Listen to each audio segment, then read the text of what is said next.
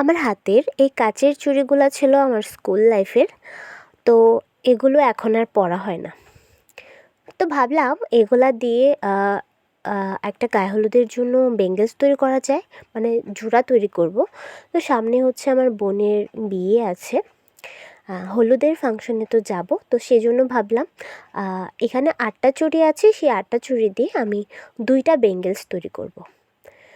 তো বিষয় হচ্ছে যেহেতু এগুলো কাচের চুড়ি আর হচ্ছে চিকন চুড়ি, তো এগুলাকে দিয়ে আমি কিভাবে বেঙ্গলস তৈরি করব, 8টা চুড়ি দিয়ে কিভাবে আমি 2টা চুড়ি বানাবো, তো সেটাই তোমাদের সাথে আজকে শেয়ার করব।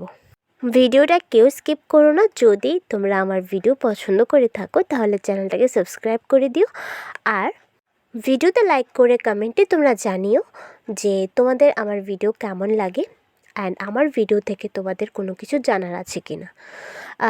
এখন হচ্ছে বিষয়, আমি এখানে যে গ্লোটা নিয়েছি B6000, এই গ্লোটা নেওয়ার উদ্দেশ্য হচ্ছে যে চিকন চিকন চুড়িগুলো আছে এগুলাকে এক এক করে আমি জোড়া লাগাবো।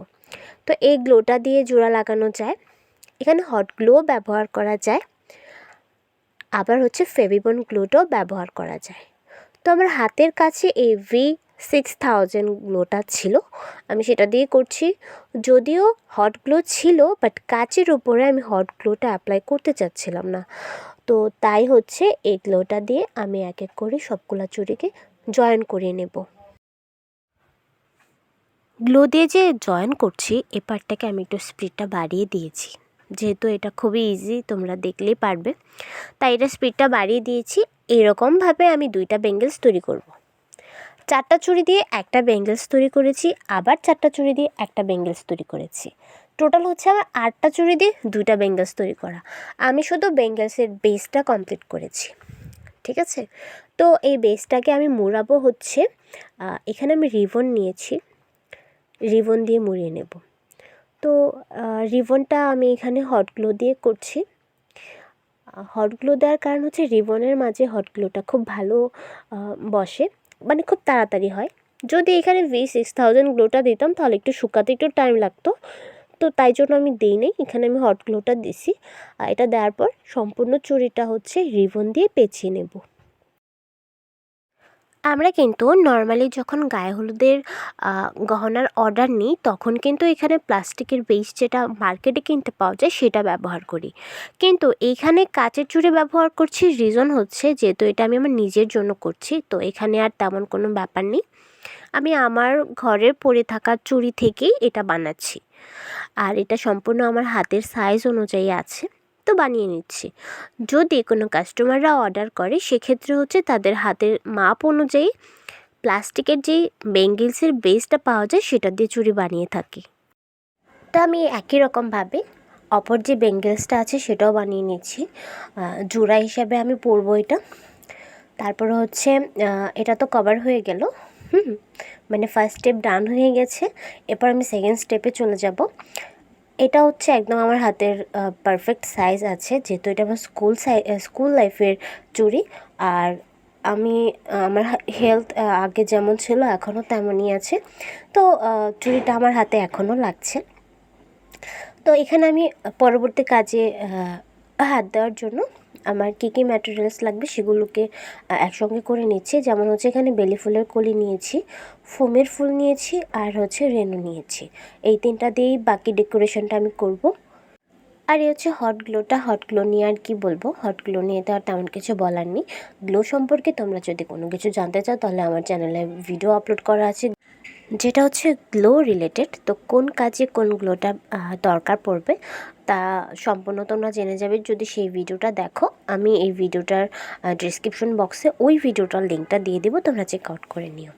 তো আমি এখানে কাজ শুরু করে দিয়েছি। প্রথমে আমি এখানে ফোমের ফ্লাওয়ারটাকে বসাচ্ছি। এরপর এখানে আমি ম্যাজেন্টা রঙের যে রেনোটা নিয়েছি সেটা বসাচ্ছি।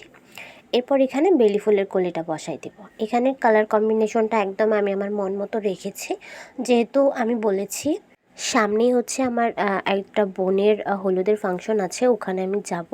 তো আমার শাড়িটা হচ্ছে ম্যাজেন্টার মধ্যে, আর আমার ব্লাউজটা হচ্ছে এই অরেঞ্জ টাইপের যে ইয়েলোটা আছে সেটার মধ্যে।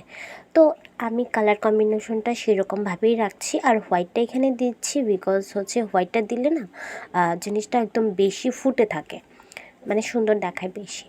তো তার জন্য এখানে হোয়াইটটা আমি দিয়ে নিচ্ছি, আর এই একই রকমভাবে সম্পূর্ণটা চুড়ি আমি কভার করব।